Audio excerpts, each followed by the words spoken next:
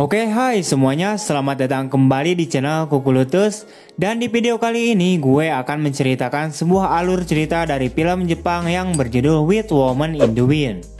Menceritakan tentang seorang pria yang memiliki kehidupan yang sangat tenang. Namun semua itu berubah ketika ada seorang wanita yang selalu mengusik kehidupannya. Dan juga si wanita tersebut terus-terusan selalu mengajaknya untuk bermantap-mantap. Bagaimana kelanjutan ceritanya? Yuk kita kuikan saja ke ceritanya, Wak. Di awal film memperlihatkan seorang pria bernama Kosuke. Ia adalah seorang aktor ibu kota. Namun saat ini ia sengaja pindah dari kota Tokyo ke pedalaman hutan untuk mendapatkan sebuah ketenangan jiwanya. Saat itu, ia terlihat sedang membawa gerobaknya dan tanpa sengaja ia menemukan sebuah kursi di jalanan dan langsung membawanya untuk pulang. Sesampainya di tepi pantai, Kosuke terlihat sedang membaca sebuah buku. Namun lagi santuy-santuйnya membaca, tiba-tiba saja datang seorang betina yang agak kurang waras dengan sepeda ontelnya.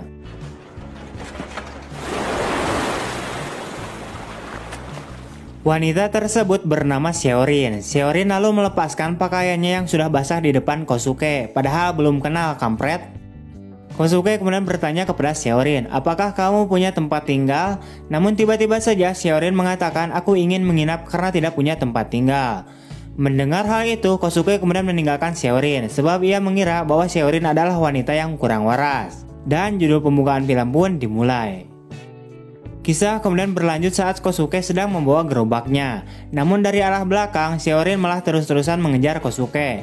Bukan hanya mengejar saja, Seorin juga menaiki gerobak dan punggungnya Kosuke. Sementara itu, Kosuke yang berpikir Seorin gak ada halak, ia kemudian mengeluarkan jurus smackdown-nya dan bergegas pergi meninggalkan Seorin yang udah terkapar di tanah. Namun lagi-lagi Seorin terus-terusan saja mengejar Kosuke. Singkatnya, mereka berdua sampai di sebuah gubuk miliknya si Kosuke. Seorin tampak senang dengan bentuk rumahnya Kosuke, akan tetapi Kosuke tidak suka ada wanita di dekatnya untuk saat ini. Ia kemudian mencoba kembali untuk mengusir Seorin. Namun Seorin ini malah meremas mentimun miliknya si Kosuke. Sebab hal itulah membuat Kosuke semakin kesal dan mengatakan Seorin seperti anjing liar yang haus akan belayan. Kosuke kemudian mengambil sebuah roti dan melemparkannya ke tanah. Di sini ia bermaksud untuk memberi Seorin makan. Seorin pun mengambilnya dan memperingatkan bahwa Kosuke tidak akan lolos darinya.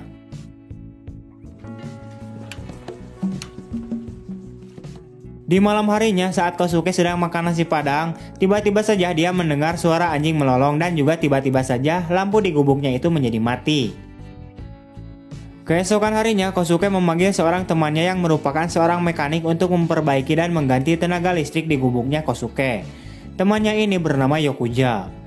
Setelah selesai memperbaikinya, mereka berdua kemudian pergi ke kota untuk ngopi-ngopi santuy di sebuah bar yang juga merupakan milik teman mereka.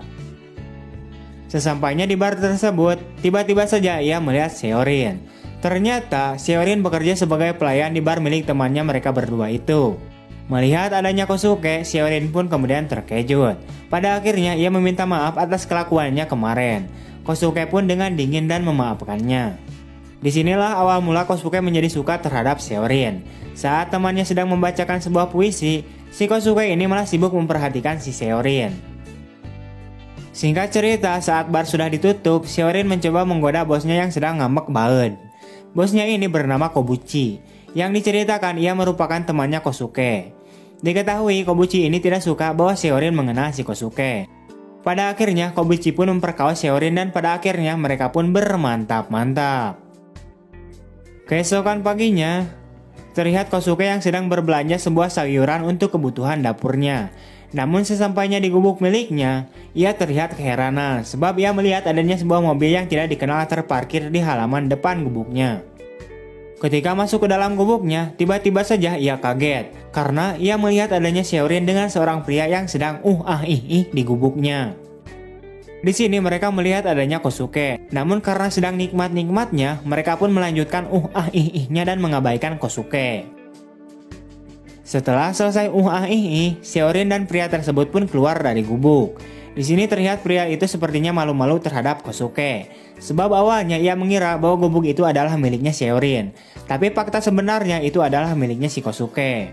Akan tetapi, Kosuke tidak pernah mempersalahkan hal itu. Ia mencoba bersikap lembut terhadap mereka berdua dan memberikan mereka masing-masing secangkir kopi. Ya biar jag-jag aja gitu Wak, soalnya mereka kan habis olahraga. Mulai dari sinilah Seorin selalu mengganggu kehidupannya Kosuke. Singkatnya, pada malam hari, tepatnya saat Kosuke sedang bobo ganteng, tiba-tiba saja dia terbangun karena ada sebuah ponsel berbunyi tanda panggilan masuk.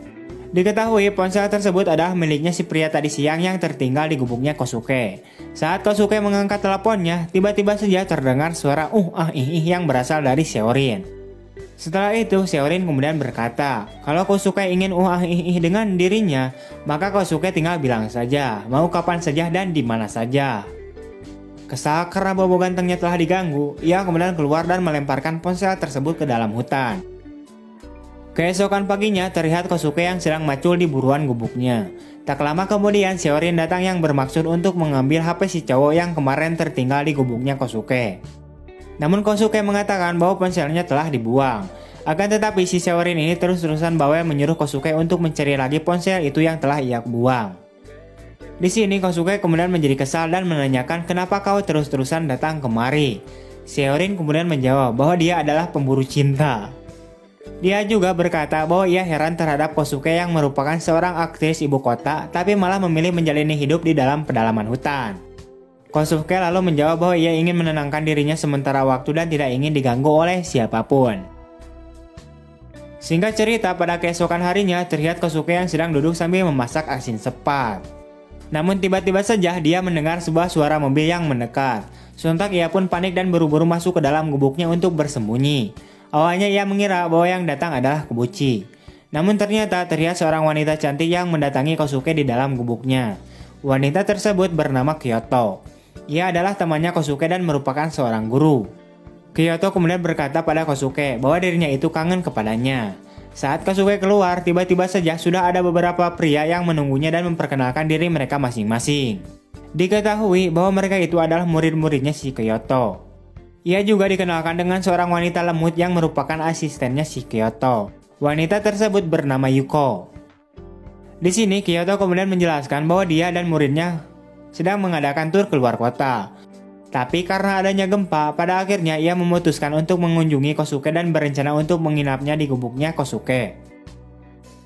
Singkatnya, saat malam hari, Kyoto kemudian menggoda Kosuke dan berniat untuk mengajak Kosuke untuk bermantap-mantap. Ia kemudian melayani Kyoto dan menikmati lubang selangkangannya milik Kyoto. Namun saat mereka tengah bermantap-mantap enaknya, tiba-tiba saja lampu di dalam gubuknya itu mati. Sementara itu dari luar gubuk terlihat Seorin yang datang dan membawa sebuah lampu. Seorin pun bergabung dengan mereka dan mengganggu Kosuke dan bersama Kyoto yang sedang nikmatnya bermantap-mantap. Sementara itu Kosuke kesal dan memilih untuk tidak melanjutkan bermantap-mantapnya. Ia kemudian keluar dari gubuknya dan melihat Yuko. Karena saat itu Kosuke lagi pengen banget, ia kemudian mencoba menggoda Yuko. Akan tetapi lagi-lagi Seorin keluar dan melihat Kosuke yang sedang bermantap-mantap dengan si Yuko.